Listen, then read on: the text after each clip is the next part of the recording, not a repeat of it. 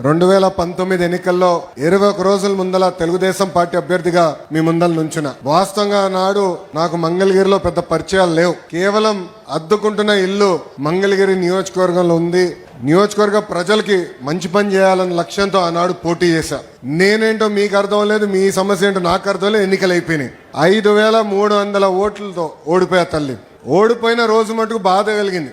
కానీ రెండో రోజు నుంచి ఆ బాధ, ఆవేదన నాలో కసి పెంచింది. మంగళగిరి ప్రజలకి మంచి పనులు చేయాలా, ప్రతిపక్షంలో ఉన్న పర్వాలేదు, వాళ్ళ మనసు గెలుచుకోవాల లక్ష్యంతో ఆనాడు నుంచి నా పని ప్రారంభించాను. తల్లి ఒక్కసారి ఆలోచించండి. ప్రతిపక్షంలో ఉన్నప్పుడు మీ ఆరోగ్యం కోసం ఎన్టీఆర్ సంజీవిని పెట్టా.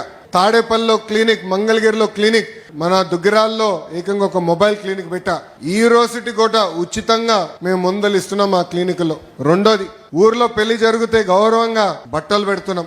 ఆనాడు కార్పొరేషన్ స్పందించబోతే ఎవరికైనా నీటి సమస్య ఉందంటే ఉచితంగా ట్యాంకర్లు పెట్టి నీరు మీకోసం అందించాను. పిల్లలు క్రికెట్ ఆడాలంటే వాళ్ళ కోసం మంగళగిరి ప్రీమియర్ లీగ్ కూడా 3 సార్లు ఏర్పాటు చేస్తాం జరిగింది.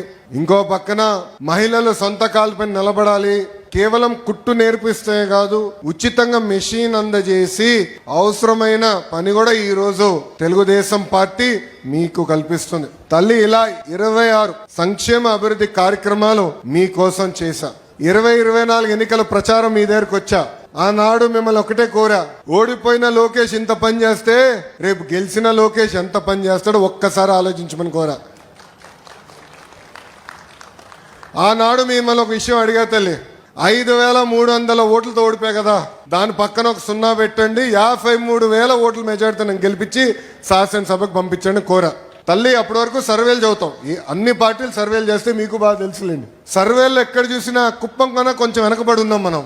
కానీ ఎప్పుడైతే ప్రచారంగా వచ్చా, మీ దగ్గర నుంచి వచ్చిన స్పందన చూశానో, నేను బాబు గారికి చెప్పా, ఎన్నికలైన తర్వాత చంద్రబాబు నాయుడు గారికి చెప్పా, మంగళగిరి కన్నా ఒక్క ఓటు నాకు ఎక్కువ వస్తుంది సార్ అని. ఒక్క ఓటు అన్న. కుర్రోళ్ళు స్పీడ్ ఎక్కువ మీకన్నారు ఆయన.